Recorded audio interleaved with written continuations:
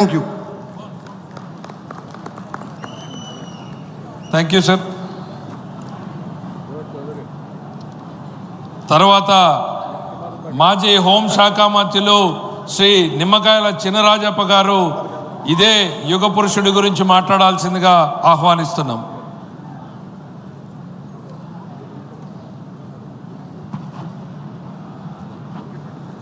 అందరికీ కూడా నమస్కారం. పెద్దలు మన సీఎం గారు చంద్రబాబు నాయుడు గారికి, లోకేష్ గారికి, వేదిక నుంచి పెద్దలందరికీ కూడా నమస్కారాలు తెలియజేసుకుంటూ కుటుంబ సభ్యులందరికీ కూడా నా నమస్కారం. చాలా సంతోషం. ఈరోజు ఎన్టీ రామారావు గారి ఘనమైన నివాళి నా అర్పించిన తీర్మానం నా చేత పెట్టడం చాలా సంతోషంగా ఉంది. ఎందుకంటే ఆయన తోటి పనిచేసిన వ్యక్తిగా నాకు ఈ అవకాశం ఇచ్చినందుకు మరి పెద్దలకు అభినందన తెలియజేసుకుంటూ, ముందుగా చంద్రబాబు నాయుడు గారికి కూడా అభినందన తెలియజేస్తున్నాను. ఎందుకంటే ఎన్టీ రామారావు గారి బర్త్డేని ప్రభుత్వ పరంగా చేయాలని చెప్పి నిర్ణయించినందుకు వారికి ప్రత్యేకంగా అభినందన తెలియజేసుకుంటూ, అలాగే ఎన్టీ రామారావు గురించి అందరికీ తెలుసు. మనకి ఎన్టీ రామారావు గారు ఒక యుగ పురుషుడైన మకుటం లేని మహారాజుగా సినీ పరిశ్రమలో పనిచేసి ఆయన అనేక సినిమాలు యాక్ట్ చేసి ఆయన పాత్రలు కూడా కృష్ణుడు రాములు పాత్రలు వేసినప్పుడు కూడా ఆ పాత్రలు మనం చూస్తుంటే నిజంగా దేవుళ్ళ తెలుగు ప్రజలందరూ కూడా పూజించే పరిస్థితి మనకు తెలుసు. అన్నీ కూడా ఆయన చేసిన కార్యక్రమాల్లో ముఖ్యంగా 77లో డివిసీఎం వచ్చినప్పుడు జోలు పట్టి అందరూ కూడా ఇబ్బందులు ఉన్నారు, చాలా బాధపడుతున్నారు, పేద ప్రజలు అందరూ ఇబ్బంది పడుతున్నారని చెప్పి జోలు పట్టి వెళ్ళి వాళ్ళందరూ కూడా ఆదుకున్న సంగతి మనందరికీ తెలుసు ఆ రోజుల్లోని.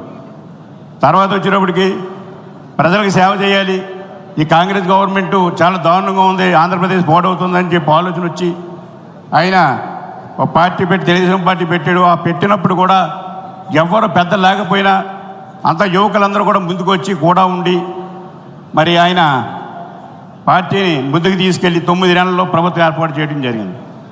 ఆయన ఏదైతే హామీలు ఇచ్చాడో హామీలన్నీ కూడా అమలు చేసే కార్యక్రమం కూడా తీసుకోవడం జరిగింది.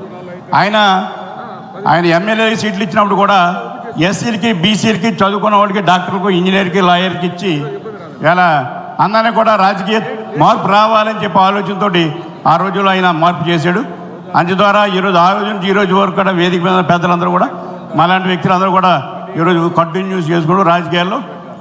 నేనైతే ఒక సామాన్య కార్యకర్త నుండి మరి డిప్యూటీ సీఎంగా ఎదిగానంటే చంద్రబాబు నాయుడు ఆశీస్సుతో నేను ఎదిగానని చెప్పి తెలియజేసుకుంటూ, ఏదేమైనా ప్రభుత్వం వచ్చిన తర్వాత కూడా అనేక మార్పులు తీసుకొచ్చి ఆయన విప్లవోత్తమైన మార్పులు, ఆ రాజకీయ అనుభవం లేకపోయినా ఆయన మాండలిక వ్యవస్థను తీసుకురావడం కానీ, అలాగే ఇవాళ ముస్లిం కర్మలను రద్దు చేయడం కానీ, ప్రతి గ్రామానికి మంచినీటి సౌకర్యం కల్పించడంలో కానీ, ప్రతి గ్రామానికి వైద్య సౌకర్యం కల్పించడంలో కానీ, ప్రతి గ్రామానికి రోడ్డు సౌకర్యం కల్పించడంలో కానీ, ఇవన్నీ కూడా ప్రాథమికంగా తీసుకొని అనేక మార్పులు తీసుకొచ్చి ఈ రాష్ట్రాన్ని ముందుకు తీసుకెళ్ళిన వ్యక్తి ఎవరైనా ఉన్నట్టే ఎన్టీ రామారావు గారు తెలియజేసుకుంటూ, అదే బాటలో చంద్రబాబు నాయుడు గారు కూడా మళ్ళీ మన కార్యకర్తలందరూ కూడా ట్రైనింగ్ ఇచ్చి పార్టీని బతికించాలి, రేపు భవిష్యత్ కార్యకర్తలందరూ కూడా ముందుకు రావాలని చెప్పి చంద్రబాబు నాయుడు గారు టేకప్ చేసి ఇవాళ కార్యకర్తలను ట్రైనింగ్ ఇచ్చి ఇవాళ మళ్ళీ అదే బాటలో చంద్రబాబు నాయుడు గారు ఆంధ్రప్రదేశ్ని అభివృద్ధి చేయడానికి